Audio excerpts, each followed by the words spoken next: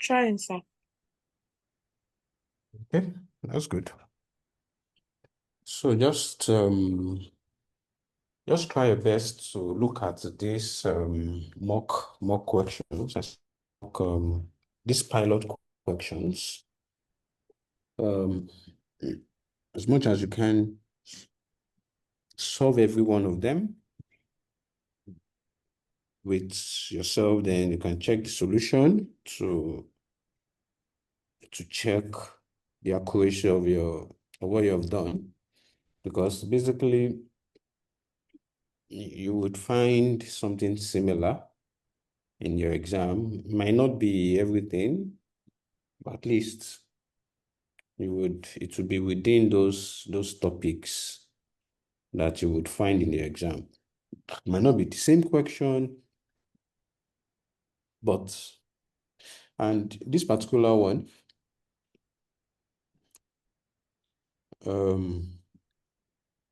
this is no, this one is even, I don't know, is it, you should try this. This is to a large extent a little easier if you can try and solve it yourself.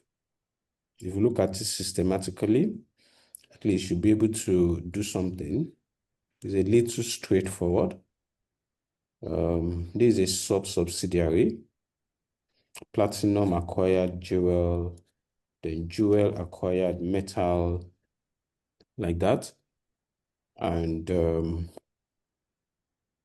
from here, this guy purchased 60 million shares in jewel.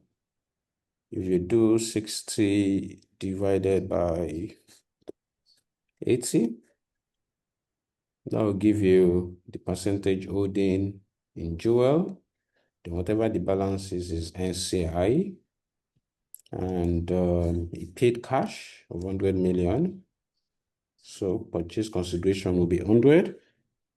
The pre-acquisition retained earnings is 35. Let me see. He acquired him in April. Where is the year end? The year end is in March. Okay. So they made it easy for us. He acquired him at the beginning of the year. This is not the question I want to look at. I just want to scan through this one. So they measure NCI at fair value. So they give us the fair value of the subsidiary, its unit share as 1.70 kobo. Okay. So you can use this to get the value of NCI straight on. So also, the parent is supposed to pay additional 15 million in the next 2 years, and they gave us the cost of capital. Okay. And they said the parent has only included 100 million in his statement of financial position, meaning this 100 million, this cash payments, meaning it did not include this 15 million there. And you know that this is a deferred consideration. When you want to do your cancellation, when you want to compute your goodwill, you would have to discount this to present value by doing 1.08 raised to power minus 2 multiplied by 15 million. That will give you the PV that you're going to add to this 100 million.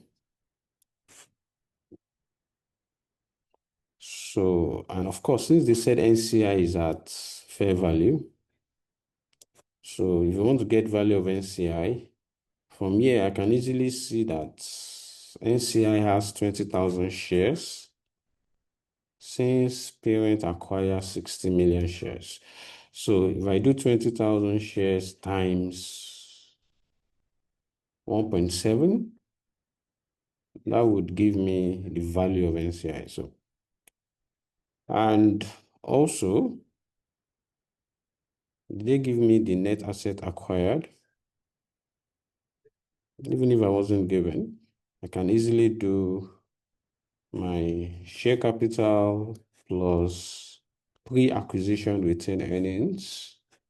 If there is any fair value adjustments, which there is, because I can see here that a property, one of the properties of Jewel, of Jewel, having a value of 40 million, a carrying value of 40 million, depreciable amount 24 million, add a fair value of 60 million. So this 40 minus 60 is a fair value adjustment, which is a pre-acquisition fair value adjustment, because this fair valuation happened at the date of acquisition. So, and they give us the useful life. This is what you will use to calculate the excess depreciation. The excess depreciation that would have been computed. And the excess depreciation is just, since they give us the depreciable amount on each valuation, so 36 minus 24 divided by 30 will give me the excess depreciation. What I need this one for is just for me to say, okay,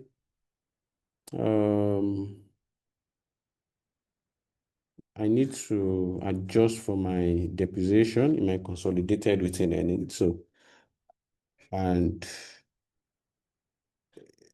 then I would need to adjust it also in my PP as well.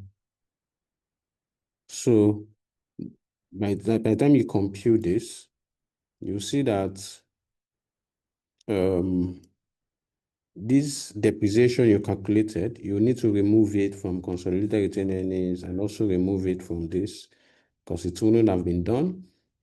And the same thing for this one also, this plant and equipment is 51. There is a fair value adjustment of 3 million here that you are also going to consider as part of your net asset acquired. And I can see here that they said you should consider deferred tax. They say you should consider deferred tax here, that the fair value adjustment will be regarded as temporary differences. So if I taught you deferred tax, so that means this 3 million is a temporary difference. By the time you apply 30% on it, it will give you the deferred tax liability. It will give you deferred tax liability. The same thing for this one, this 40 million minus 60. So if you apply 30%, it also give you deferred tax liability.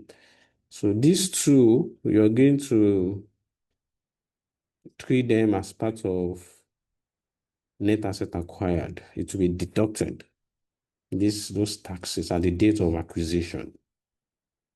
So somebody said I should come back on the depreciation. Yes, now. So you know that we are saying there is a fair value adjustment, that the value should be 60, but what we have in our books is 40. So that means depreciation will have been computed on the basis of 24 million instead of 36 million, being the depreciable amount on this. So there is a depreciation, there is an additional depreciation that needs to be captured, which is that you just do the difference between these two, 36 minus 24, which is 12 divided by 30, will give you additional depreciation that you need to charge. So that additional depreciation, you're going to remove it from the retained earnings of Joel and also the asset of Joel. The same thing for year two. You also compute additional depreciation on this 3 million. Also, on this 3 million, it's just 3 million divided by 3, which are going to remove from retained earnings of Joel and also remove from assets of Joel. So, like that. And also, for this one is quite straightforward. because the parents also acquired holding in another company, but this one is just significant influence, right? So, and they say ignore the deferred tax here. So this one is just significant influence. Let's see. So this one is quite straightforward. So most likely metal is going to be an associate. And the way we compute associates, all we need to do is just to do we'll just do the cost of investments. You would add your share of post-acquisition retained earnings. And in this case, the retained earnings at the date of acquisition was 60 million. And the retained earnings of metal at the date of consolidation is 65. And this one is a loss. So at the date of consolidation, retained earnings of 55 million. At the date of acquisition, it was 60. So these guys, there is a post-acquisition loss of 5 million. So by the time you do 30 million or 5 million, you come and remove it from this cost of investment. To be removed from this cost in order to get carrying amount of investment. Okay. So Jewel also bought, he also has investment, but they said it's a simple investment that he recorded in his books at fair value. But as at the year end, the value went up by 2 million. So there will be a fair value surplus. And they said that we need to consider there will be deferred tax implication here because the taxman is not going to consider it because they said they are not in the tax jurisdiction in which there is located. Unrealized profits from the revaluation of equity investment are not subject to current tax. Okay, so as it is now, this profit is still unrealized. So it's a temporary difference. So they are not subject to current tax because any of such profits will only be taxed when they are sold. So you will need to calculate deferred tax on that 2 million and recognize it in P&L. Okay, so here,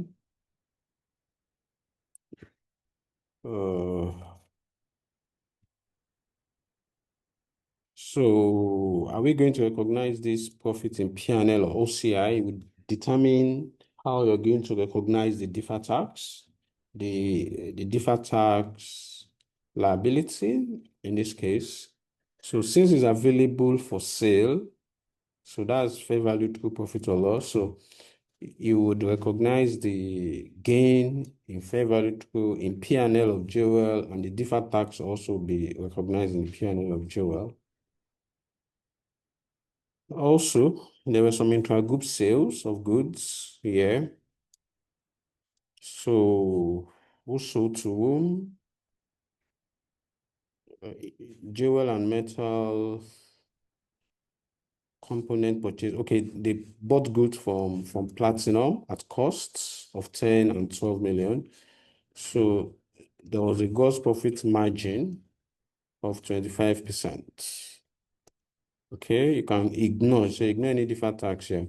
So since this is margin, gross profit margin, and this is cost. So how do we determine the unrealized profits? You need to probably convert this margin into markup because this margin, we were given margin. They didn't tell us they marked them up. They said gross profit margin. Gross profit margin is gross profit over sales. So that's gross profit margin. So what we need is that gross profit. So we don't have the sales. So Jewel, inventory of Jewel and metal included component from platinum during the year at a cost of this. Okay. So this is a bit confusing, right? So I would have thought that this is the cost of the goods, but this is not the cost of the goods, right? This is not the cost of the goods as far as platinum is concerned, because the person that is making the profits is platinum. Okay, they purchase those goods from platinum, and they purchase those goods from platinum at these prices. So these were the selling prices. So to these guys, it's cost fine, but platinum sold it to them at this. So these are selling prices. So yeah, so you can just easily apply 25% of 10 million to get the unrealized profits, 25% of 12 million to get unrealized profits. And you know that since Jewel is a subsidiary, the unrealized profit of 2.5, you are going to deduct it from the retained earnings of platinum and also from inventory in the consolidated account. Since metal is an associate, these unrealized profits will be deducted from retained earnings. Who is making the profits? Platinum, retained earnings of platinum, and also the inventory, but we cannot deduct from inventory because we don't consolidate associates. So you have to go and deduct it from investment in associates that you would compute, that we computed here. You just come and remove it from here. And that's all for this. And there were some intragroup receivables and payables. But here, the trade receivables of platinum included 5 million receivables from jewel and 4 million receivables from metal in respect of the purchase of components. The trade payables of jewel and metal do not include these payables to platinum. This is because jewel and metal paid 5 million and 4 million respectively to platinum to eliminate the balance. Platinum received the recorded. Okay, so we will need to record cash in transit of 5 million and 4 million, of 9 million in total. We need to record cash in transit because platinum is saying, guys, you are owing me. But when you check the books of these guys, they said, no, we are not owing you. Said, no, we are not owing you because we have paid. But the parent hasn't received the money, right? So for that reason, we will still consolidate this transaction, but you describe it as cash in transit because they've actually paid, just that he did not receive the items like that. And don't forget here, when you are doing unrealized profits for associates, when you do 25% of 12 million to get unrealized profits, you need to then apply 30% on it because that's with associates like that. Yeah, so what I said is that the inventory, when you want to remove the inventory that you sold to the associates, right? You cannot remove it in the consolidated inventory. You will not find the inventory of that you have sold to metal in the consolidated account because you don't consolidate associates. So you would go and remove the other unrealized profit from investments in associates. You remove it from investments in associates like that. So again, this is relatively straightforward. I think it's something you should try your hands on, and you might find something like this in the exam. I even thought it was subsidy. I saw one. Okay, it wasn't this that I was looking at, somebody said I should explain May 2023. And I looked at that. It was also very straightforward. That was when they asked to subsidiary. But okay. Yeah, Oluchi, you can ask a question. Also, good evening, sir. I wasn't Hi. talking about the unrealized profit though. I was talking about the intergroup transaction. That is that receivable and payable. You said for associate, you don't recognize it now in consolidation, you just cancel it out. You only recognize one for subsidiary. So we are going to recognize only 5,000 as cash in transit now. Abi?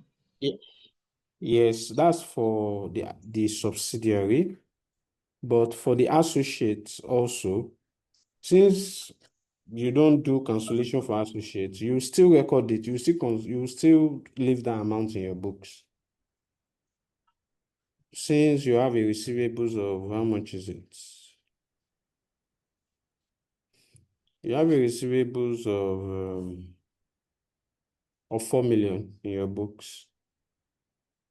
It's in your books. So you still put it in the consolidated account as, I mean, you can add it to, you just put it, just consolidate it there. It's there as it is. So the only one you'd remove and put as cash in transit is just this 5 million. This 4 million, you will still go ahead and consolidate. It's already included in inventory anyways. So all you just need to do is remove this 5 million from inventory, put it in cash in transit. Just leave this one. Ignore it as if it does not exist. Because it's Okay. automatically consolidated, yeah. Okay. Thank you. Yeah. So I think you should read up this conceptual framework thing. Should read up this one.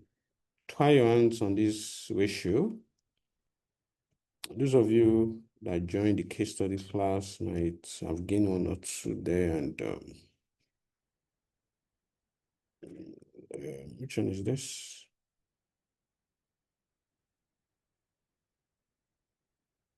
Okay. Okay. So I think we can look at most of these things. They are quite, you can learn something. They make mention of IFRS practice statement. You can just read up what they have for you there. Just read it just here. What they have there, just read it. So this IFRS 16, this IFRS 9, this Sorry, excuse IFRS. me, sir. Can I ask a question again? Oluchi, yeah.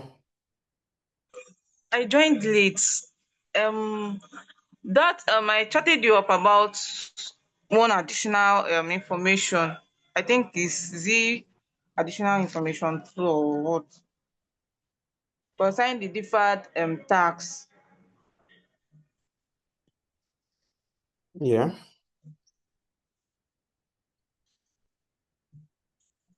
I'm Yes, we confused have in looked at that it. aspect. Like I've mentioned, the deferred tax on this first one is 6 million. This one is 900, which will be cancelled out on consolidation because it's there at acquisition and that's all for them to be cancelled out because we are So computing. the figure they imputed there is wrong now. Yes. Okay. Thank you. Yeah. So the other one, so you guys should just try this particular one, just solve it. Do your best. It's 25 marks. If you can get 20 something, it's not attempting at all that is the problem. And don't be surprised if you see it in your exam as it is. Another one is this one on Apapa. So this one, he said Papa has 85% of the ordinary share capital of WAF for some years. The shares were bought for 255 million, and WAF reserves accounts at the time of purchase 20 million. On February 28, 2003, and Papa sold 40 million of the shares of WAF for 160 million.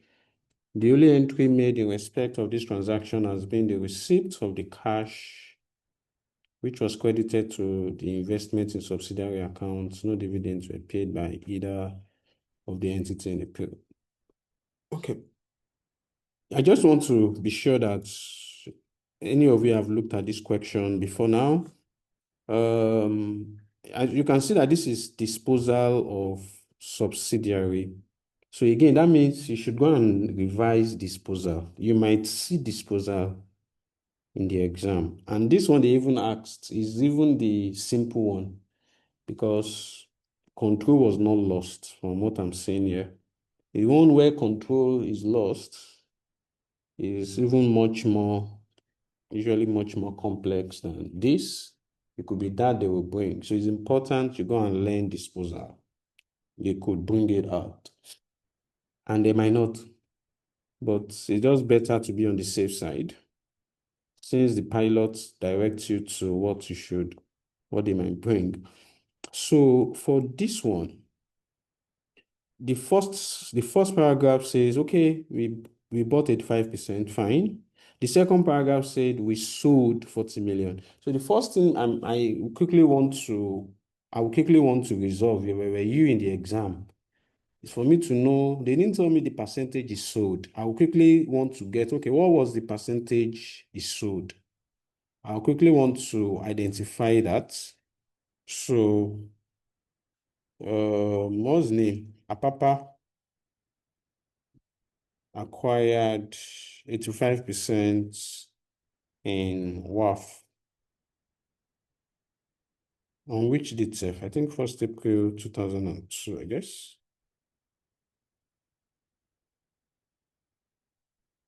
I think it 1st April 2002. I didn't even mention. It's okay. Doesn't matter. Don't need it. So, Apapa sold. So, disposal of equity interest.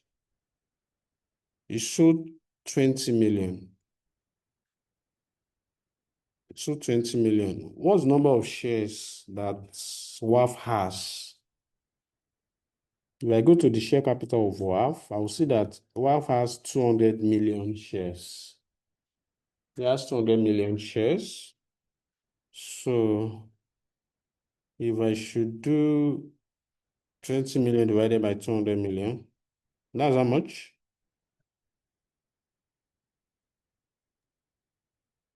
10%. Oh, is it 20 million? 10%. Wait, I think he sold 40 million shares. So Yeah, sold 40 million shares. he sold 40 million shares. Yes. Okay. So what's 40 million divided by 200? 20%. So he sold 20%. He sold 20%. So that means that as at which date now? Is it February 28 or so? February 28, 2003. As at February 28, 2003.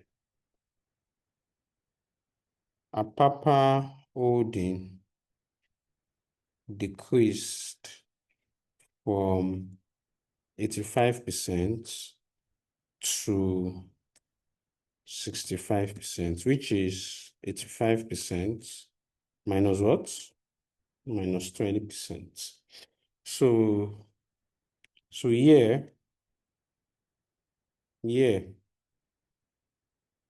control is retained by Apapa.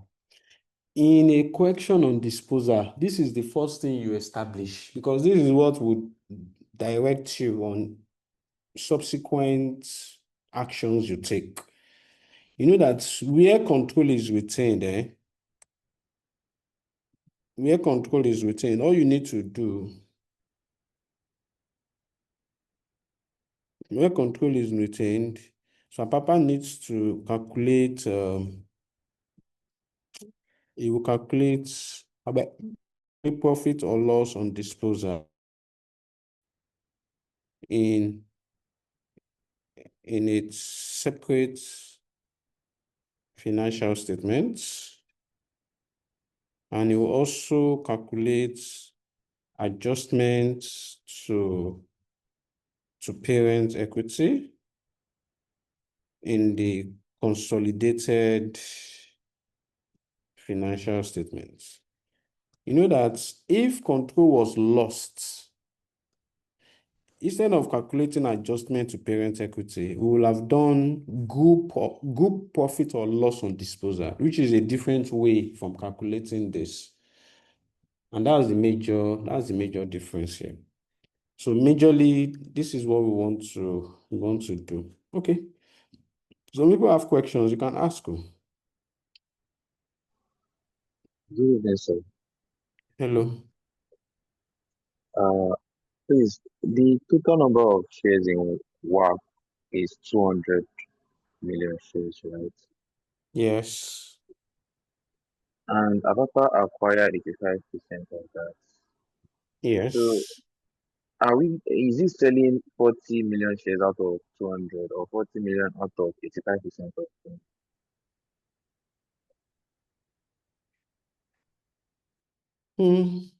So the information given to us, I get what you're saying. So um, so the reality is that in this second paragraph, they said Apapa sold 40 million of the shares of WAF.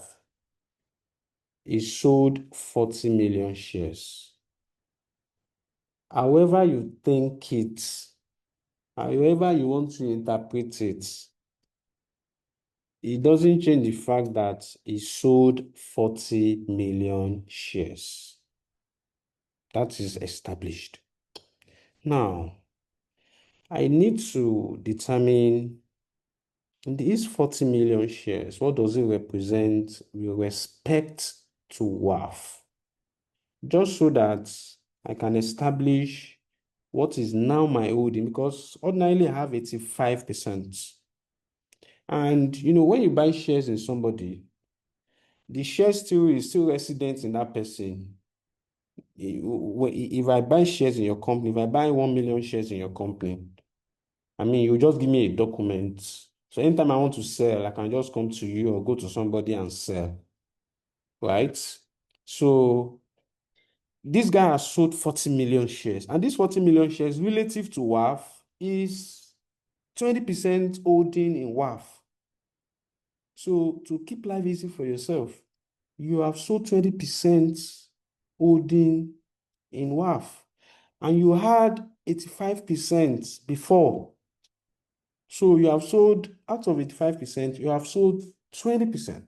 So if you go and mistakenly go and interpret it the way you are looking at it, and you go and do, I don't know, maybe you want to do 85% of 200 million, you now do 40 million over that. No. That would be extremely, that would be wrong, and it would be a misinterpretation. So this is a route we usually would follow, theoretically and even in real life. Okay, so that being mentioned, I think they gave us other details. They gave us statement of profit or loss of the two companies, statement of financial position of the two companies. They said no impairment losses have been necessary in the group financial statement to date. Assume that gain as calculated in the parent separate financial statement to be subject to tax of 30%. Okay. I mean, these are details that we can easily omit. Things, details like this that we will not remember to compute the tax. But the guy just came and tell us that, okay, whatever gain you compute, this one that I mentioned here, they are saying that when you compute this one, make sure you calculate the tax and remove it. And that profit and OCI accrue evenly throughout the year, meaning that you can prorate. If you acquire during the year, you can easily prorate profits and allocate to whoever has what. So you can prorate on time proportion basis. So what are we? And also, yeah, they didn't finish there. They said Apapa measures NCI in WAF at fair value at the date of acquisition. And the fair value of NCI in WAF was 45 million at the date of acquisition. So they gave us fair value of WAF. No control premium was paid on acquisition. Okay. I'm even thinking that you might even find this in your exam self, because it's not as easy. It's not as easy as I was looking at it. So, because this requirement is plenty, and they now break down the marks small, which is okay.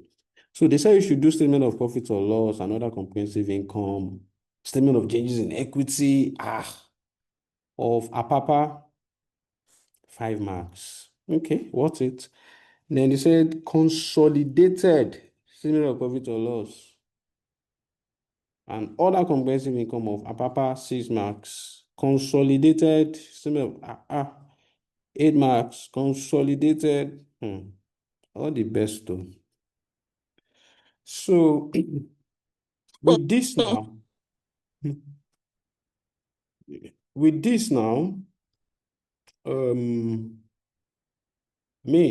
exams like this, just be systematic. The reality is that how many marks are we looking for? 5, 6, 11, 19, 21. So you just want to be systematic and not do what you can do and not spend so much. Just make sure you're progressive. You're progressive. You're spending every minute in the best possible way. You're progressive. You're being smart with the exam. So with me, there's nothing like, I don't know this. It's compulsory question. I know that I've read disposal, and I know that, yeah, so I've sold and I retain control. Okay. And they are requesting for statement of profit or loss for 5 marks. And I know that statement of profit or loss of APAPA, they gave me P&L of APAPA here. They gave me P&L of APAPA here. So why are they not asking me to prepare P&L again of APAPA? You see, the reason is very straightforward. The reason is because they know that when you sell equity interests, you have to calculate profit or loss on disposal in your separate account. And this is the only reason. So I will quickly want to just sort that out first. If I know that, because that one is very straightforward, I can easily deal with that. So I can just do, okay, what's my profit or loss on disposal in the separate account of APAPA? I will look at, okay, the way we compute it, if you still remember, it's consideration received compared with the carrying amount of investments or cost of investments. This is how we compute it. And consideration received is, okay, how much did I receive when I sold? How much did I receive? 160. Okay, I received 160 million. 160.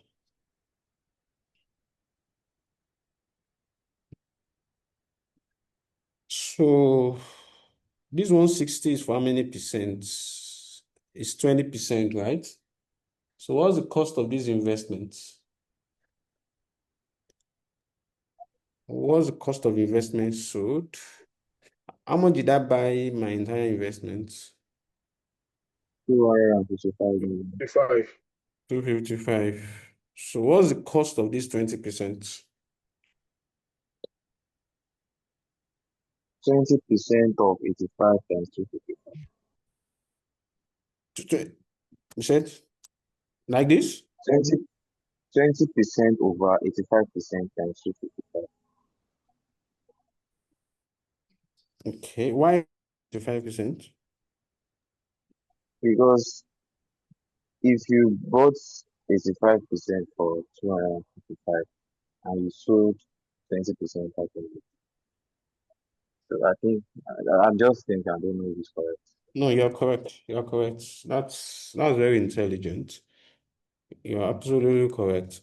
So, I mean, mistake we can make is to assume that this is 100% and just go and do 25% times two. Like you go and do 20% times 255. That would be absolutely wrong.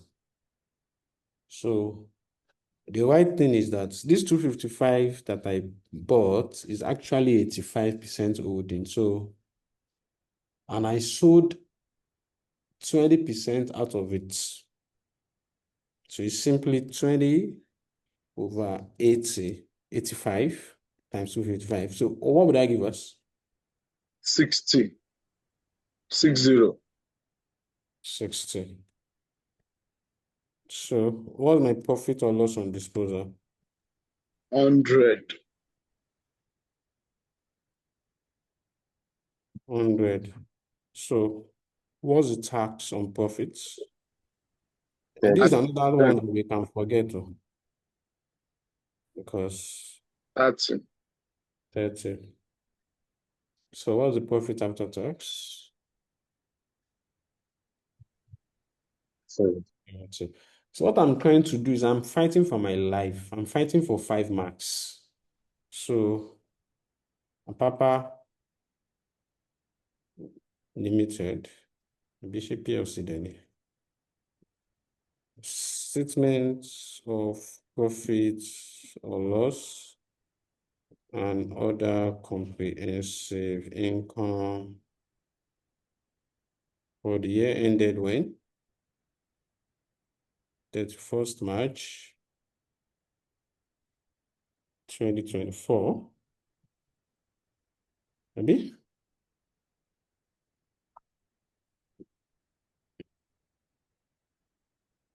So I will just go.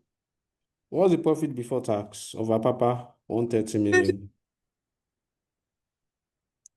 2023, Abi? Yeah. Yes, sir. 31st May 2023.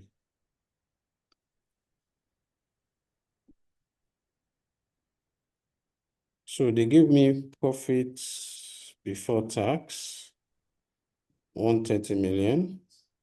I will do my profit or loss on disposal. How much is that? 100. So addition of that, so still my profit before tax after I've considered, yeah, that's 230. Then deduct income tax. What's the income tax of our papa? That's 40. Yes, That's sir. 40. Then I can add this tax also of 30. So that gives me 70. Then what's my profit after tax? 160. 160. 60. 160. So what's my Yes, other 160. okay? What's my other comprehensive income?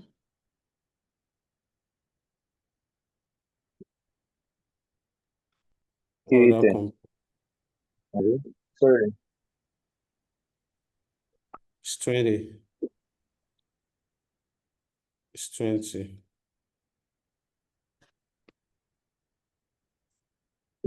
Then my total comprehensive income. Ọpẹ́ o, mo ti gba 5 marks. Ọpẹ́ o. So, and that's exactly what I would sound like in the exam in my mind. Ọpẹ́ o. Oh yeah, I will then move to the second one. Hello, sir. Are we So not going to profit attributable? Okay, let's take it one by one. I think I saw Hello? HTO. You raised up your hand first. So yes, can you, yes. yeah, can you go ahead with your question? Okay. Since we are fighting for 5 months and we still have a lot of months to fight for, and we are asked to prepare the statement of changes in equity. So I was just thinking, if we go through this route of preparing the capital, like the equity elements, the share capital reserve, then just adding the profits for the year that we gain from disposal to our reserves, then we still get. Can we still do it like that? Since they said we should do the statement of changes in equity. I mean, I was just thinking from the perspective of the equity statement of changes in equity format. Huh? Mm, Where did you can get you it? come again? I did not hear you very well. Hello, sir. Can you hear me now? Yes, I can hear you now.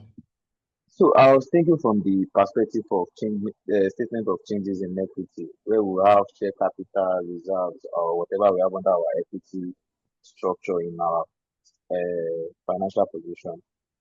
Yeah. So we already have the share capital of the parent and the reserves. So what if we add the profit after tax from disposal to the reserves that we have, then plus our share capital? Are we still correct in that aspect? No, no, no, no, no. That will not work. So I still have to do that. I haven't done that. I haven't done that. But before I do it, I will show you now. Um,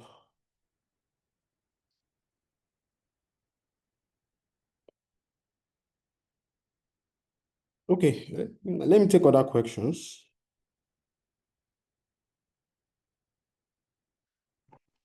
Ajibade, can go ahead.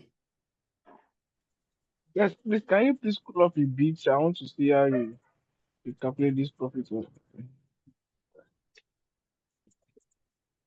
Okay, hold on, please. Okay, thank you. Like I ask now. Yes, yes, you can. We not do profit attributable to. Why? Because this is a papa's account. This is not consolidated account.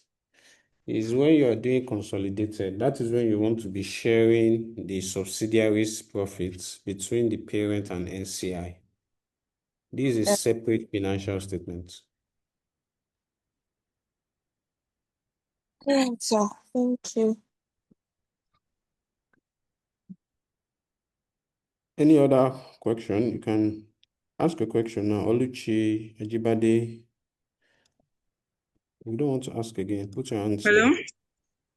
Yeah, me too. I wanted to ask. I thought disposal, like if you dispose an asset and you still have control, like the parents still have control, like that Yeah. asset, they are still a subsidiary in that particular organization. You still have English. You still have control, Sha, in that particular organization. Are we meant to calculate both separate and consolidated? I thought it's only consolidated that we are meant to calculate. See, the question asks you, that's what the question asks us to do. You have to make sure you read the question.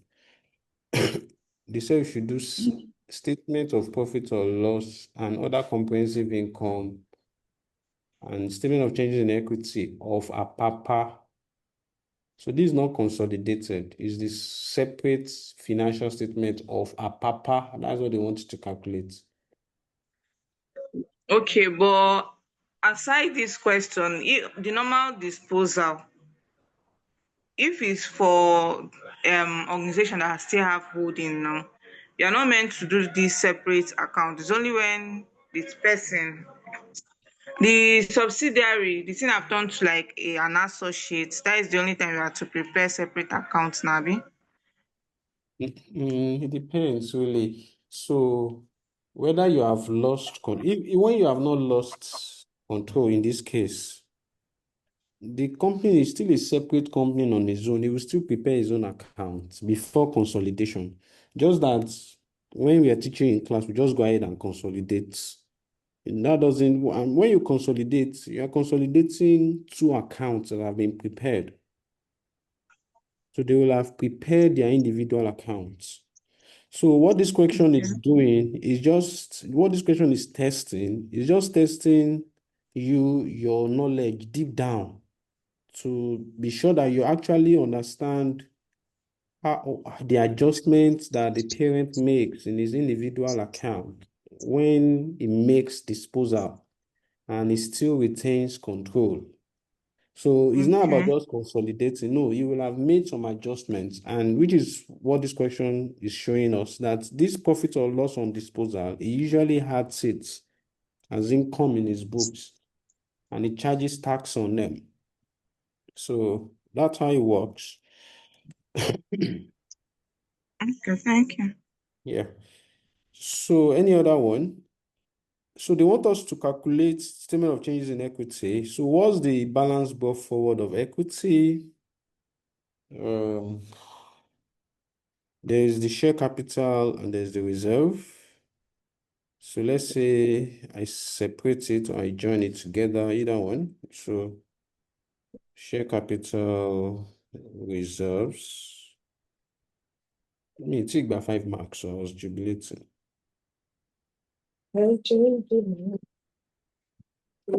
So this is 500, but for reserves, opening reserves, this 310 is the closing reserve.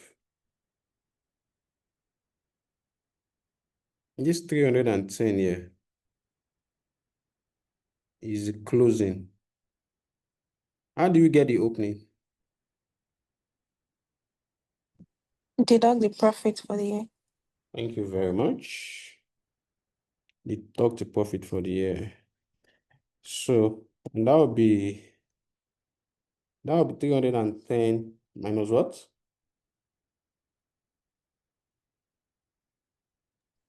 180. Correct. This 180 here, right?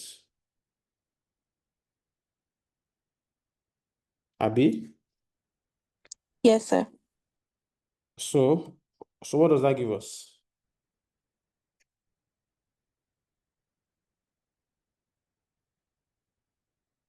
One 130. thirty.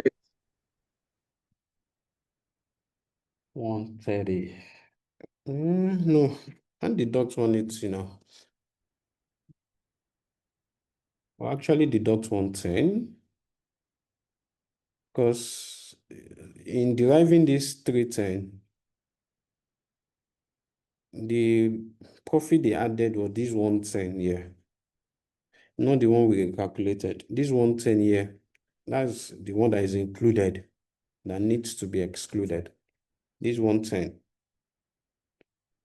So should actually be, that's how much? 200. 100. So then you then add what?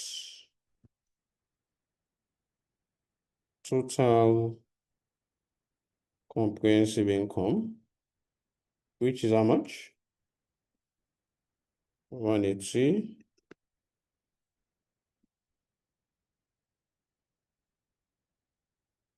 What's the balance carrying forward? 380. 380.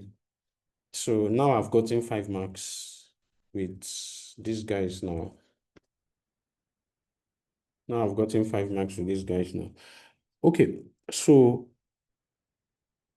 I can see that they also want me to do consolidated statement of profit or loss. So that one I will really need to sort out a lot of things just so that I can move on. So having done this,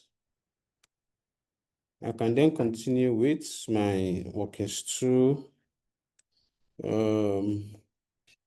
Just to prepare some grounds. I'll need to determine my adjustments to parent equity. So immediately I've calculated this, I've calculated profit or loss on disposal. I should compute adjustment to parent equity.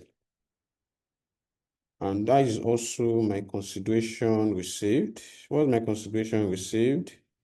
160. So who remembers how we do adjustment to parent equity? We usually compare this with what? Increase or decrease in Increase in SCR. NCR. Thank you very much. Um, In this case, is increase in NCI. Now, how do we determine our increase in NCI? So, you see, it depends, really. It depends on how NCI is measured. It depends on how NCI is measured. If NCI is measured at proportionate share, that's where you will need to determine share capital of the subsidiary plus pre or the retained earnings of the subsidiary till the date of the disposal, So probably you'll be doing that. You remember the way I taught you then? You have to get what's the retained earnings of the subsidiary as at the date of disposal. So by the time you add these two together, you then take that increase. In this case, it's 20% increase. If you apply 20% on that, that will give you this. But in this question, we cannot do that. We cannot do that because NCI is measured at fair value. And I was given the fair value of this NCI as 45 million. Can you all see it? The last sentence. The fair value of the NCI was given at 45 million. So if you are measuring NCI at fair value and you want to do increase in NCI, how do we do that?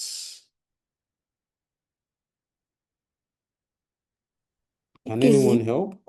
The new percentage divided by the old percentage times the fair value amount. That's my girl. That is my girl. That's absolutely correct. That's absolutely correct.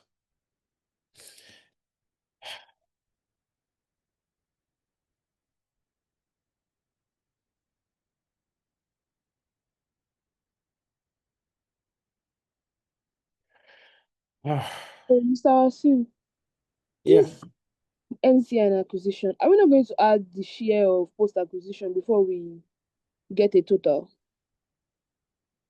Again, which one again? Say it again. You know, you wrote 45 there. Yeah. Are we not supposed to add the share of post acquisition? Why? No, usually when you are doing the termination of an NCI, they usually add it together Yes, I before know. that thing. So I was wondering Yes. if we do that before we get that figure we're using to determine increase in NCI. Okay. So, I think Eniola is on point because, yes, I'm using this since they are measuring NCI at fair value, then I'm using the most recent value of the NCI to determine the new value. Okay. I was given this 45 million, and I know that this 45 million is 15%. So I want to use that basis to determine 20%. However, don't forget that I'm doing this as at February 28th, when I made the disposal, February 28, 2023. And this my 15% holding, this NCI 15% holding that was valued at 45 million at the date of acquisition would have increased as at February 28, 2023 through share of profits, which is what Eniola is saying, and I agree with that. So this 45 million as at this date of disposal is not 45 million again. It has increased. It has increased. So that's logical. So that means we need to get the value of NCI at the date of disposal first, which is the fair value given as 45 million. And we need to get share of what? Post-acquisition reserves of, what's the name of this subsidiary again? WAF. So, Eniola, how do we get the reserve of WAF as at the date of disposal? When is the date of disposal? February 28th. Yes, 28th of February. So what's the reserve of WAF as at 28th of February? So I don't know. The way I tried to do it when I was solving it is that I had to go back to the acquisition that they got. That's 200 million in the question that they give us. And I had to like get Okay. this amount that Apapa actually like he acquired from WAFs. I mean WAF. So when I got that, I now did I don't know, the whole thing is very confusing. Everything is intertwined with each other. So I Okay, did it. so it's not intertwined there. This is not beyond what you have been taught in class, what we have actually taught you. So Okay. it's actually straightforward. So I need to get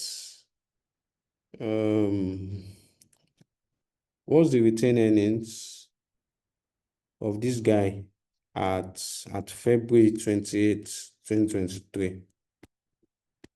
That's what I need.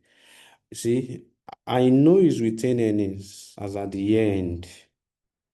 If I check my balance sheet, my statement of financial position, I will see that, which is this 170. That's that 170. As at year end, his retained earnings is 170.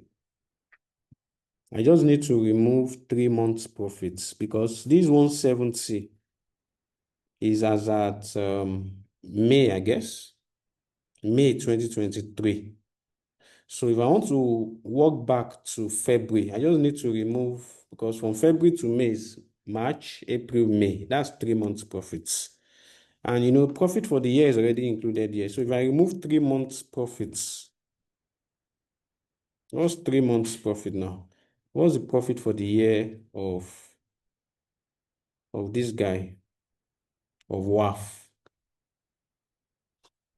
It's 50, Abi? That's his total comprehensive income. 2.1. That's 50. Okay, so 3/6 times 50.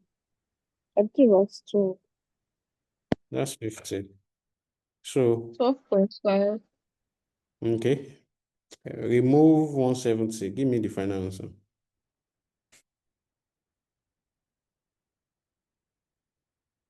So what's 157.5. okay? So this is the retained earnings as at February. Now what I need is the post-acquisition reserves. So I just remove pre-acquisition reserves. And what's the pre-acquisition reserve?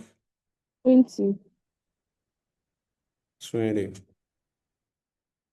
So what's my post-acquisition reserve? 137.5.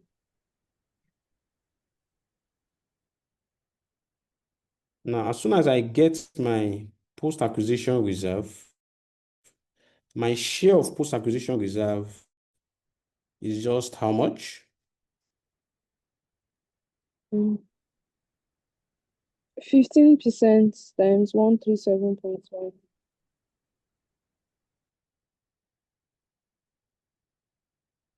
How much is that? 21 approximately. 0.6. Okay, 21 approximately.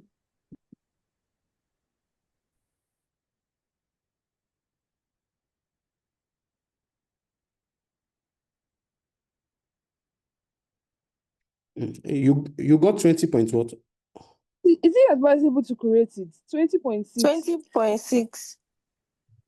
Okay, but if you correct it, it doesn't have any serious issue. So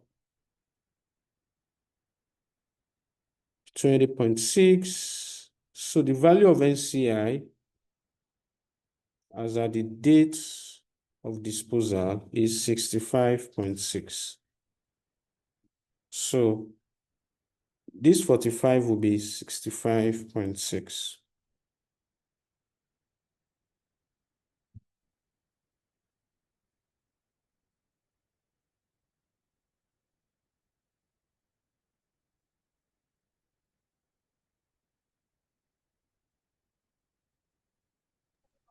Hello, It's sir. Seriously, I don't 7.4. understand. I don't understand. So I don't even know what to say, but then I've dropped chat for you. Yeah, I think we need to do determination of SCI before we can even think of this adjustment to parent equity. That's why I said this Who, one. That's who why. taught you people group accounting?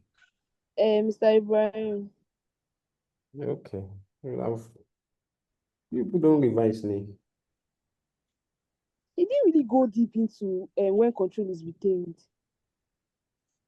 Even cannot teach you everything now. It's Yes, sir. application. Please, how did we get this pre-acquisition reserve of 20? It was given in the question.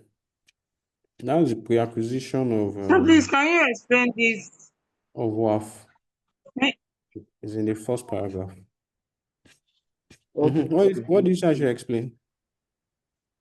This increase in NCI, how you got 65.6? Okay, I'll explain it again. So this whole thing I'm doing here is because control is retained, so you do adjustment to parent equity. So you compare consideration received with increase in NCI. And normally, increase in NCI is just you want to determine by what value has NCI increased. We know that NCI has increased by 20%. I need to know the value of that 20%. So there are two ways of doing it. So if NCI is measured at proportionate share, that's where you will see me doing share capital plus the retained earnings of the subsidiary at the date of acquisition. When I determine down to this, I taught you guys several ways of doing that. When you get that, you then apply 20% on that straight on. That will give you your answer. But when NCI is measured at fair value, so you don't have to go through that long route because they will have given you the fair value of NCI. So you have a starting point. So this is the fair value of NCI. Now, you see, initially, what I did before, I just did 25 because I know that this 45 is equivalent to 15%. If 45 is 15%, I can easily get 20% by just doing 20 over 15 times 45. That will give me, but I know that as at the date of disposal, this 15% is not 45 anymore. It has increased. So that's why I need to get the value of NCI at the date of disposal. So this is my workings to get this amount here. So I said, okay, I was given value of NCI at 45. They gave me this in the question. Then I just got what was the profit he has shared till the date of disposal, knowing fully well that the date of disposal is February 2023. So the first challenge you would face, which is not really so much of a challenge, is for you to get what is your profit, what's the retained earnings as at this date. They won't give you need to work it out. What you will find in the question is the retained earnings as at the year end, which is May. And I was given as 170 in the question. I was given as 170. They gave me as 170. If you've seen it, that's the reserves as at 170. Now, if this is the reserve as at May 2023, how do I work back to get the reserves as at February 2023? That means I need to remove 3 months profits, because this 170 means all our accumulated profit till May 2023. Now, that also becomes easy to work back because I can easily get a profit for the year, which is the total comprehensive income year of 50. That's the profit for the year. It's already included in this 170. Now, if I remove 3 months of these profits, if I do 3/12 times 50, that gives me 3 months profits. If I take that away from this 170, that will give me the profits, the retained earnings as at February 2028. And that was what I did here. So I got retained earnings as at February, which is 170 minus 3 months profits. That gave me this. So firstly, I got retained earnings as at February. Now, what I need is the post-acquisition reserve of WAF. So I remove pre, which is the retained earnings at the date of acquisition. I remove that. So I'm left with the post-acquisition reserves. Then I can then get a share of it. What's this? And the NCI's holding as at the date of disposal was still 15%. So I did 15% of that. That gave me 20.6.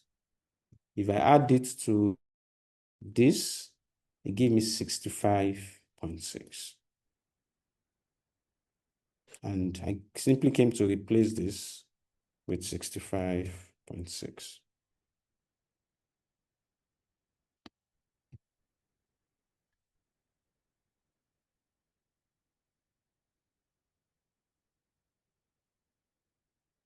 We have been sharing all our videos with you. Did not watch it, did not watch any of it. If not, you will have been used to things like this, calculating the mid-year retained earnings and all of that. I had a complete, like 2 videos or thereabout on disposal, where we solved different scenarios on all this. But it's not too late. You can still look at it because you might find it in your exam. So how much will this give us?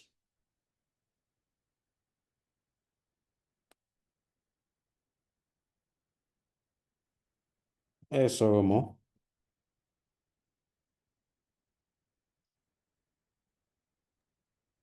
It's 7 point. It's 7.5. 87.5. So what's the difference? 72.5. Okay. 72.5. This is you would usually recognize it to equity. It goes to equity through retained earnings to be under retained earnings of the parent. So these are the first two things you usually need to sort out.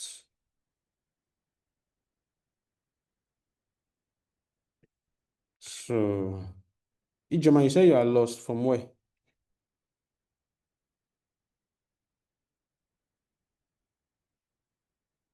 Ijoma, you're not talking me, I don't know.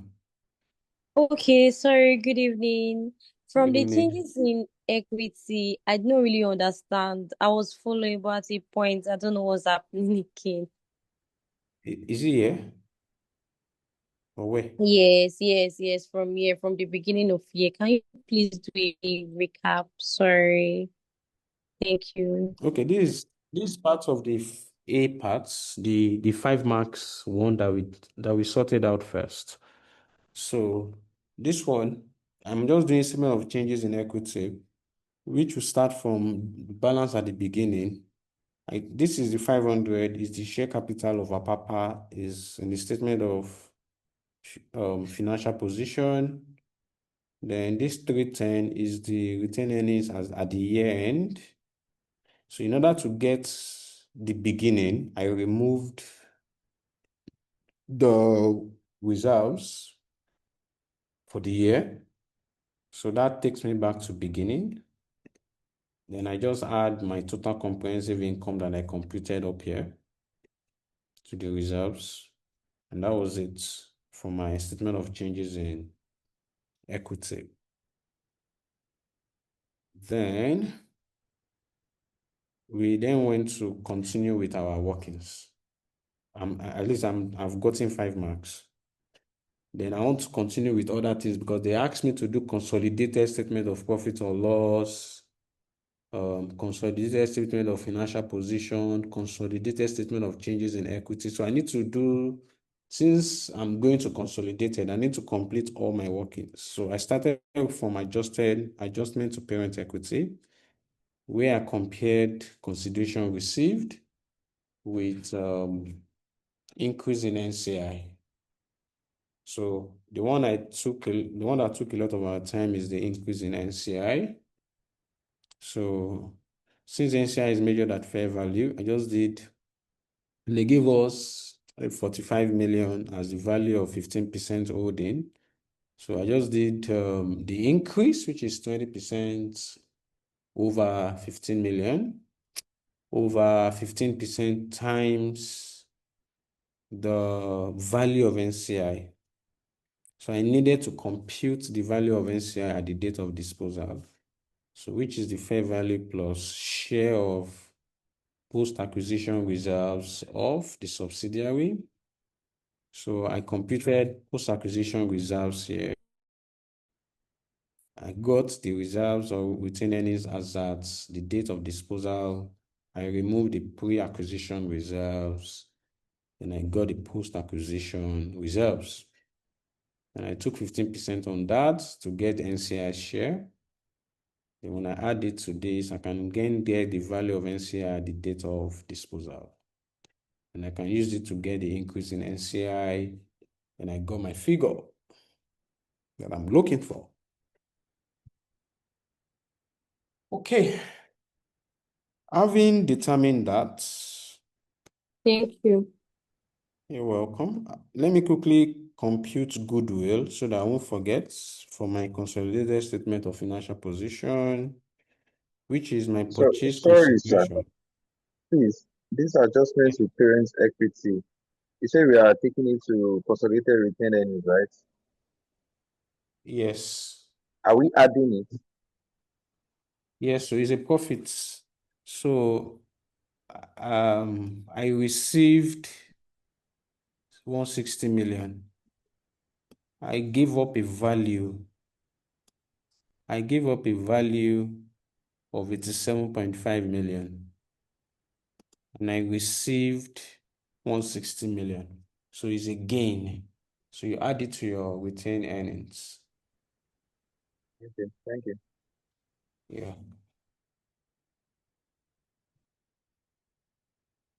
So how much did I buy what I bought? I think 255 million. Yeah, let's go. Ah, They have scored.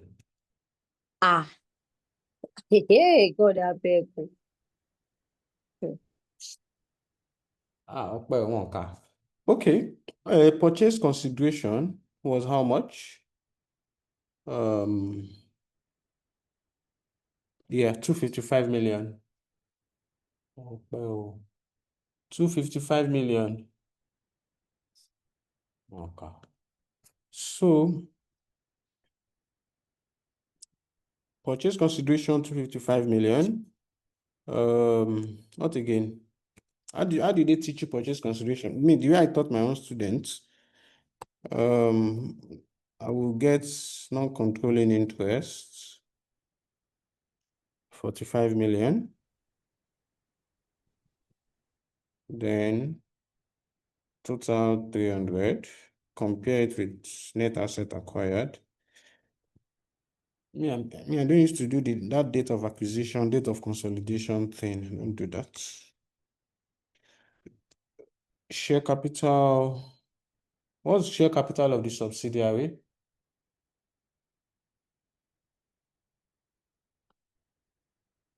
200. What's the pre-acquisition retained earnings of the subsidiary? 20. Okay. That's 220. These people mean business.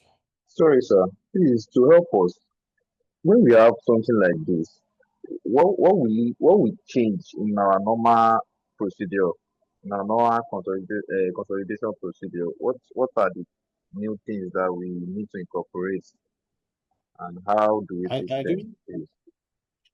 No, I really did not get that question. When you say Okay, disposal, when we see disposal and control is retained, what are the major workings that are going to be new, like except from the normal ones that we do, goodwill, NCI, consolidated retained and all. that's So what what I've are done. the so Those those are the just things the I've done. adjustments in equity and increase in NCI? Yes, this one. It's just this one. That's the only thing. Every other thing remains. Just that their calculation too would change. Their calculation will change, especially for when you want to do your consolidated retained earnings, when you want to do your NCI, it will change from the way you normally, but it's still not far from what you have always done. At least there will be some few changes. But this is really new. This is the new thing, and maybe this one too. Profit or loss in the separate accounts. And this is where you are required to do the separate account of the parents, like this question asked you to do.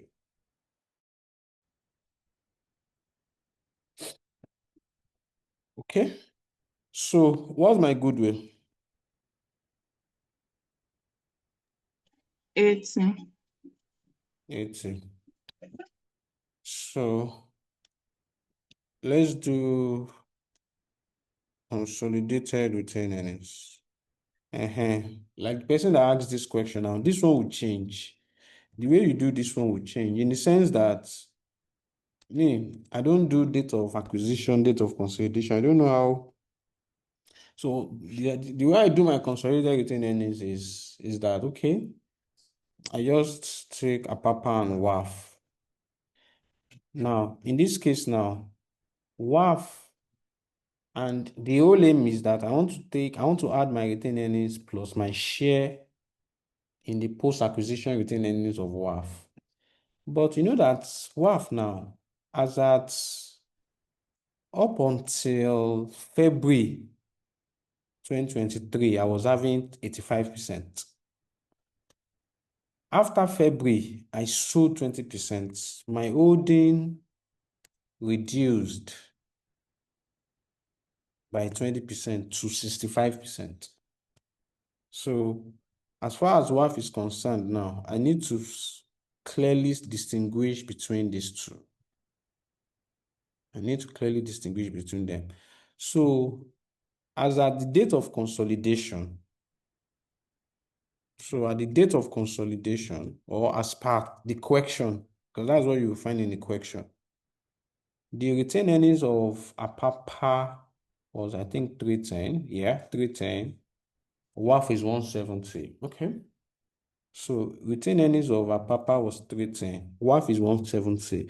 But that 170 is, as that date is I was already 75%. Sorry, 65%. Right? Yeah.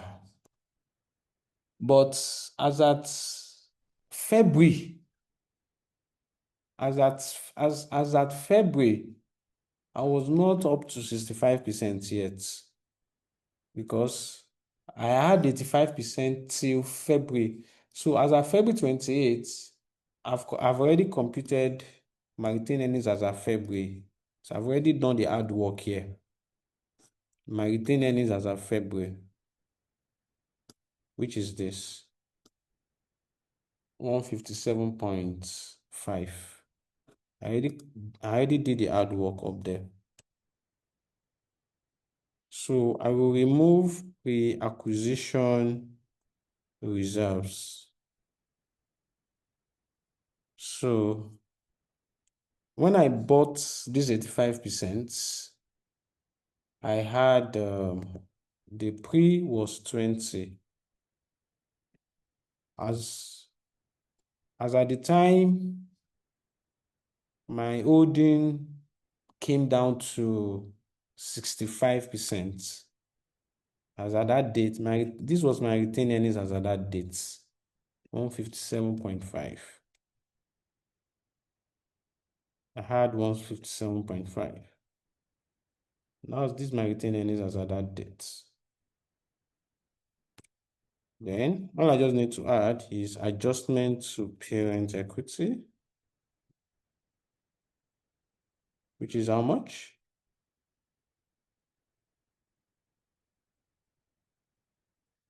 How much is it?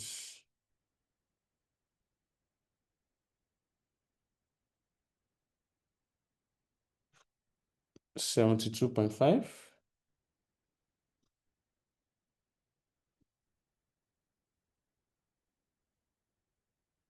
And that's all. So they didn't give us so many adjustments here and there that would, maybe there's additional depreciation, there is all of that are not here. So I just need to, that's just all I have.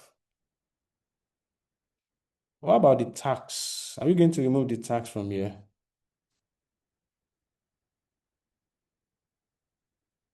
What about the tax, that 30% tax on that they said we should remove from the question? No, you don't remove it from here. It's only the separate financial statement.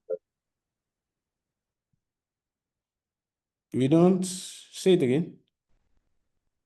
According to what Mr. Ibrahim told us, he said it's only the separate financial statement that will bear the tax consequence, that the Why? group will not bear the. That's what he said. That's what he told us. So, Yeah, I know that the group itself does not suffer tax, but the individual companies in the group suffer tax now. And don't forget that the gain that this guy made in his separate accounts, there's tax there. Won't we consolidate that? Are you just going to throw away the tax? It No, will be there. move it from the gain on disposal. Yes, now. It would automatically come here too now. Since it's already in his separate accounts, it will be recognized there. Is tax on gain.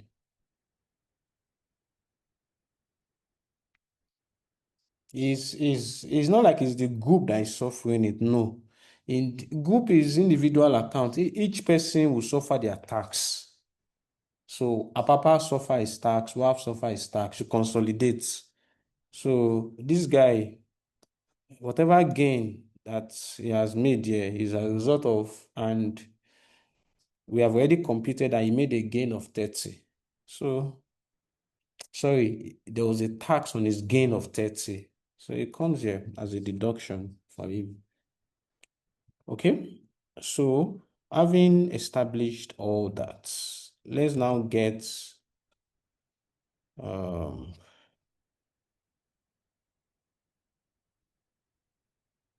our share of post-retained earnings. So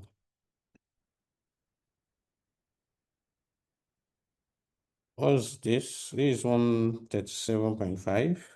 How much is this? How much is this? 27.5. 27.5, Abby? No, it's 12.5.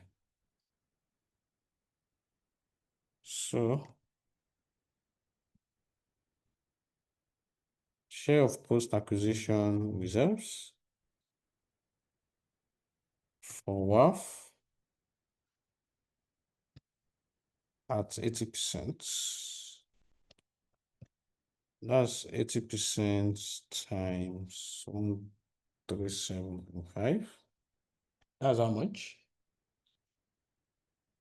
109.6. So is it at 80% or 85? Sorry. Thank you. Is 85.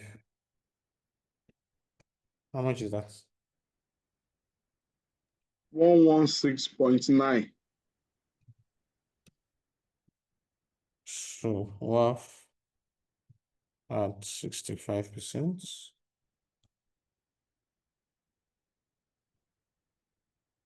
How much is that? 8. It's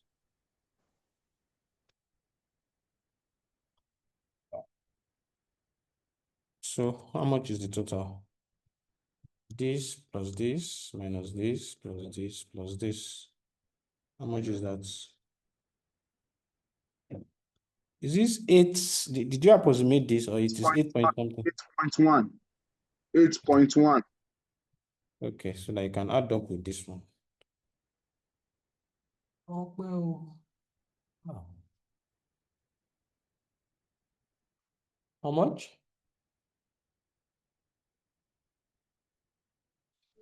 477.5. Like this? Yes, sir. Okay. 478.5. 478. Okay. It's 477.5. Okay.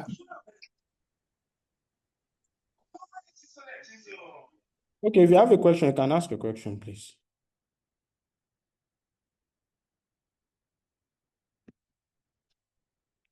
Oh, yeah. Okay. So I can hear you. I can hear you. I'm paying tax on gain. The tax on gain that is 30. So I'm asking, is this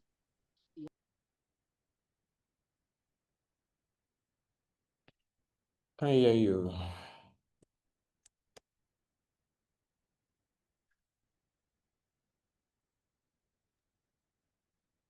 can you hear me now? Can you hear me now? It's just so low. I can't hear you. Can't hear you.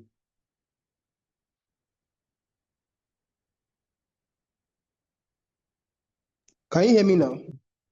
Yeah, yes, I can hear you now. Okay, so I'm asking that the 30% on gain, that tax on gain, that is 30, is it from the Yeah. question? We completed it up here. Yeah. Oh, okay. And that's the tax the parents that he suffered on his gain. We consolidate it now.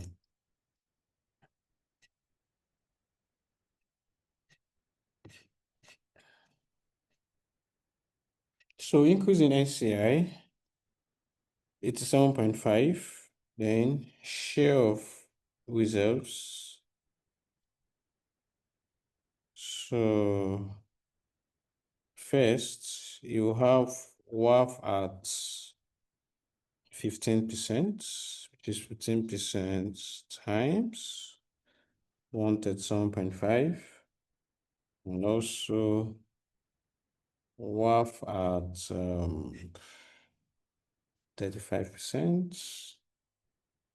which is 35% times how much? 12.5. So how much is that? So how much is this? 206.3. Can it be 206.3? 20.6. 20.6. That's 20.6. Okay, what about this?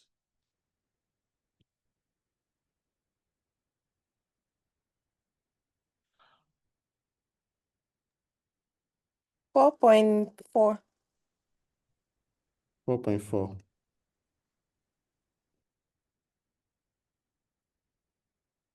What was the total?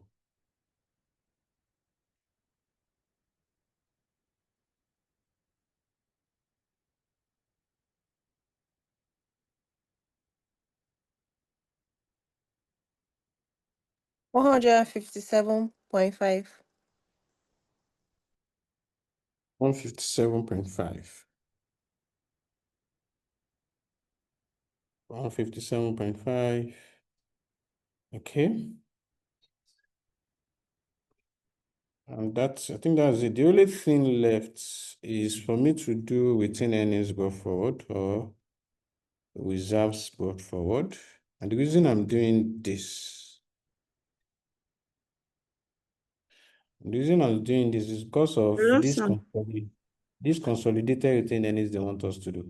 Yes, I'm with you. Ask a question. Okay, okay. Don't worry. Okay, and the only reason I'm doing this is because of this retained earnings growth, consolidated retained earnings, changes in equity that they want us to do. So just to make my life a little easier, let me do for a Papa Wharf. So as at the year end, which is May 2023, this guy was 310, and this guy was 310, and this other guy was 170. Then I will deduct profit for the year. I'll deduct profit for the year, which is total comprehensive income, so that I can go to the beginning. And I will get that in my P or L. For Apapa was 110, WAF is 50. That's the last figure here, 110 and 50.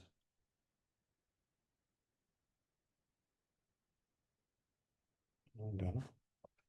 110, 50.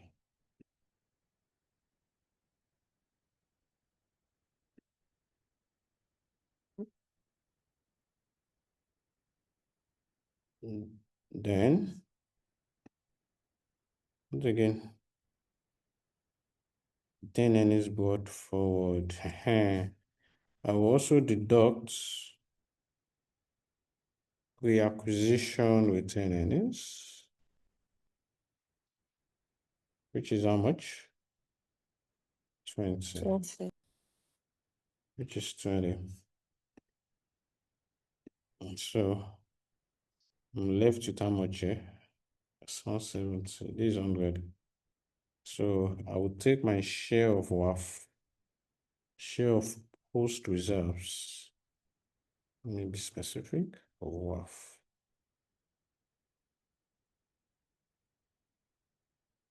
I have, as at the beginning, I have 85%. So what's 85% of 100? That's 85. So what's the 10 earnings at the beginning? So 310 minus 110, this should be 285. So NCI will be taking 15% of this, something like that. NCI will take 15%. So that gives me my, can you imagine? This is 285. So really, that's really the end of all the relevant workings that I need. So if I want to do my consolidated statement of profit or loss and other comprehensive income, these are it to look like now. For Apapa PLC, consolidated. So I will have my profits before tax. He lost to Okbel. My profit before tax, how much?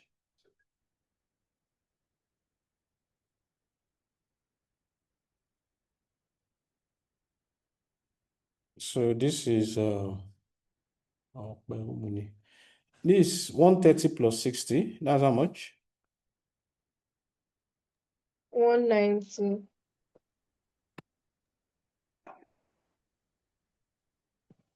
190. Then after I've determined that, what again? I'll go to my income tax. What's my income tax?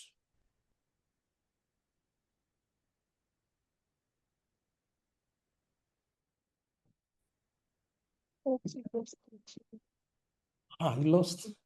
Income tax. That's 40 plus what? What's it? 60.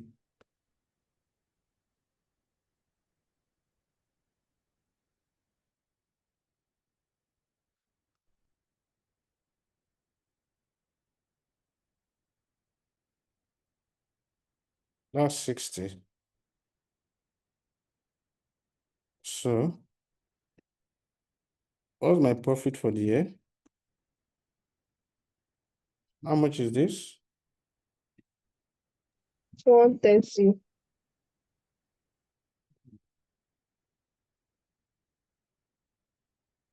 So what's my other comprehensive income?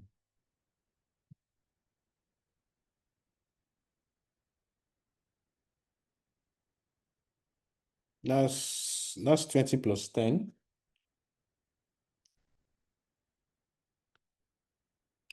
20 plus 10.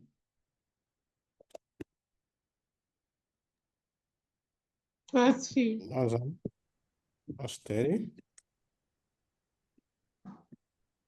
So what's the total comprehensive income? You are adding other comprehensive income. Yeah. Eh? Mm. Are we deducting that comprehensive income?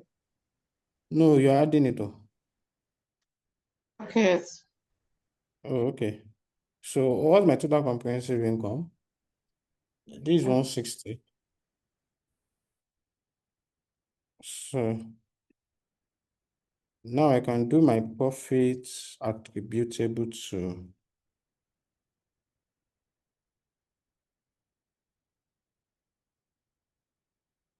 owners of parents and non-controlling interest. So NCI is going to be getting a share of, NCI will get a share of profits, a share of the profit of the subsidiary. And what's the profit of the subsidiary from the correction? 40. It was 40. It's 40 and total comprehensive income is 50. Okay, 40.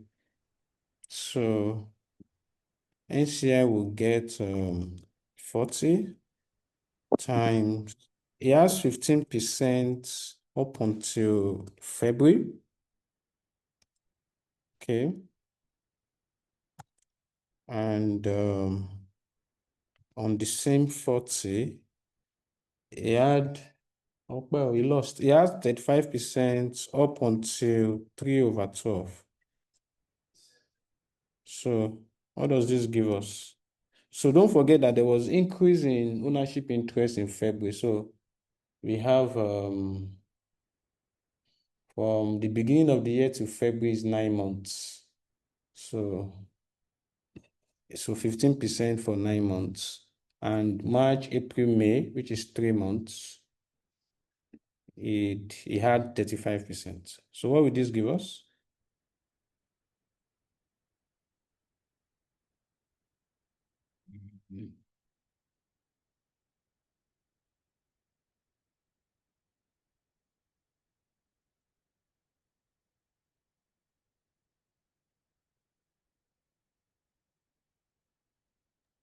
Eight.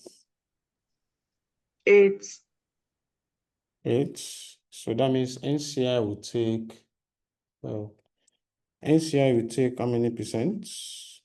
NCI will take the balance. Sorry, the parents will take the balance. Out of this 130, the parents will take 122.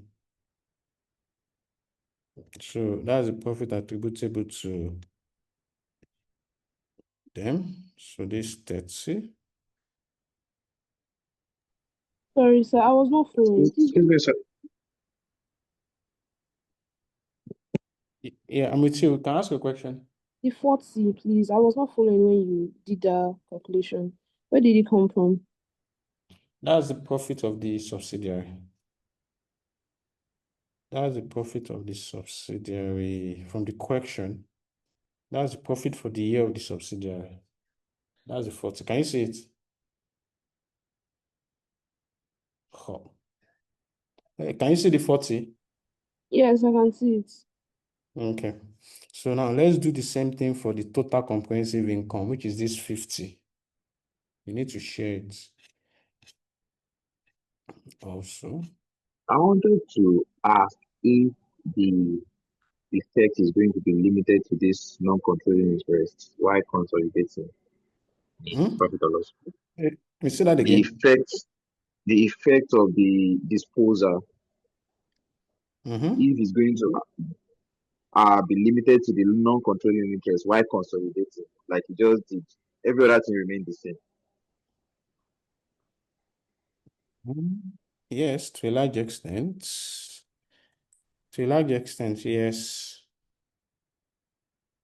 So the effect in the sense that he is getting a prorated because why every other thing remains the same? Oh, well, why every other thing remained the same was that we still have control. So we'll still consolidate fully. We'll still consolidate fully. If you had lost control now, we will not consolidate or we'll consolidate half year or depending on how long we had control during the year. So since we still had control, so we consolidated fully. But NCI share now would change. It's increased, right? So that was why NCI is changing. And then that's how that would be impacted. So total comprehensive income, owners of parents and non-controlling interests. Ouch. Non-controlling interests. So owners of parents would get, so out of that 50, just the same thing. He has 15% for 9 months. And again, he had 35% for 3 months. So how much is that? 10. That's 10. Then hence, parents will have, so out of this 160,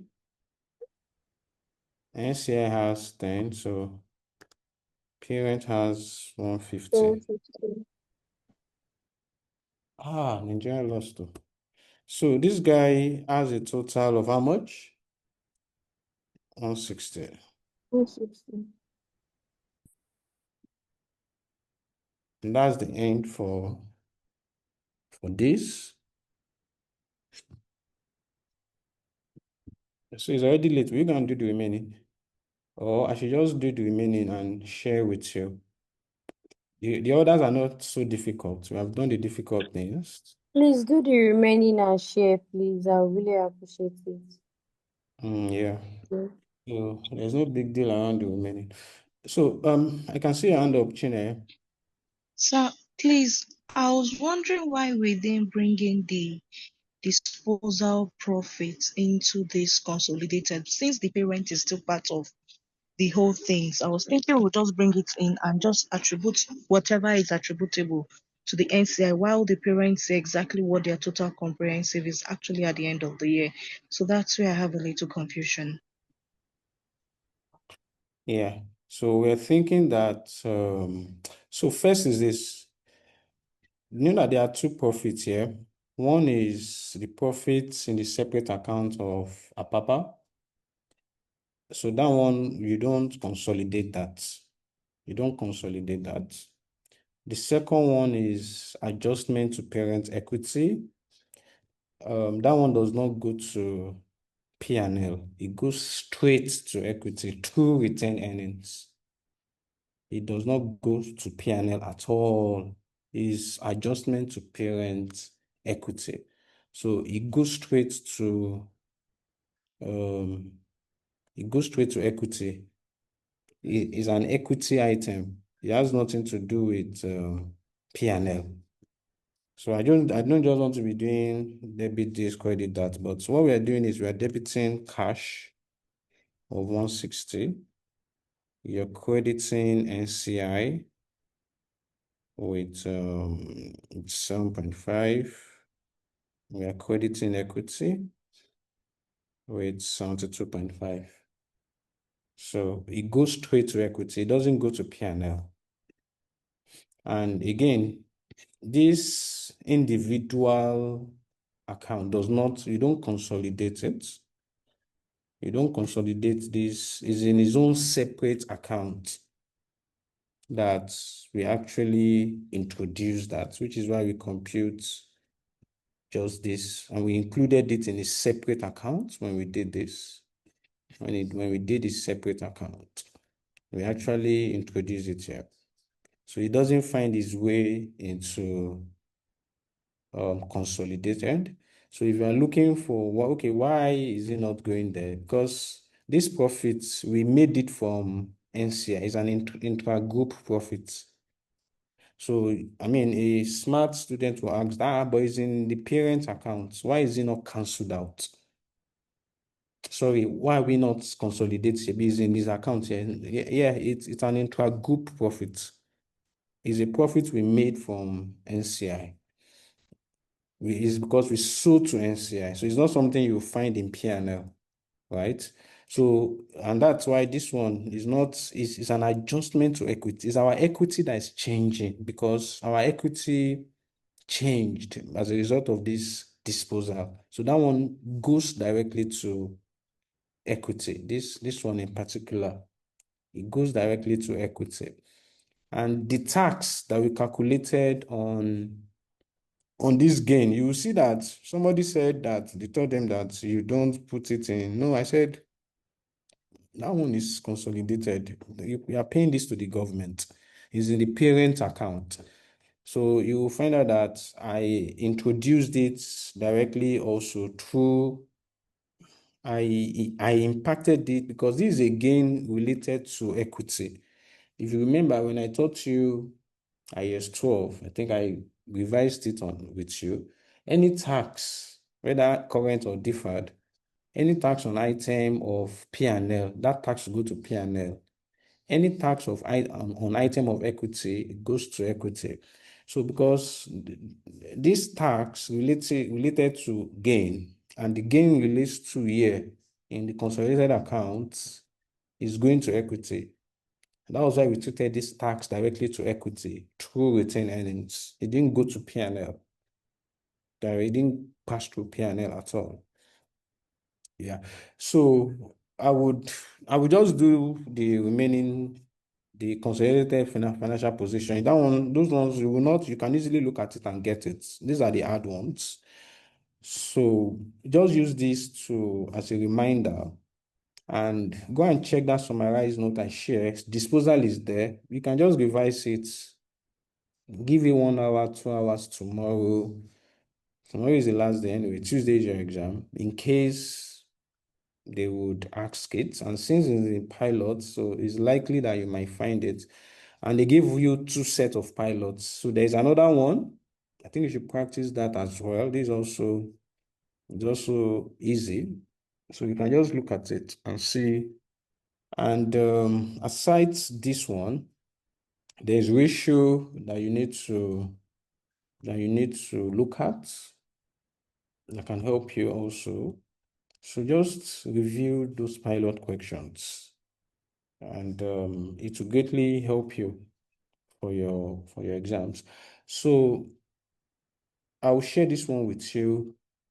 Just let's keep reading, just keep hustling until Tuesday, when you finally write CR and other courses you want to write. So we're still together till your exam.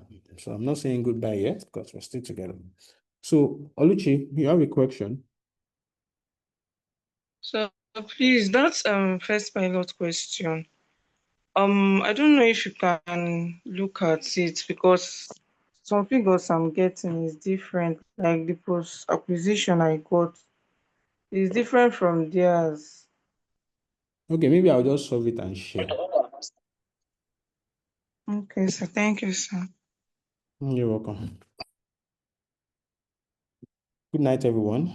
Good Good night, sir. Good night. night, sir. Good night, sir. Good night.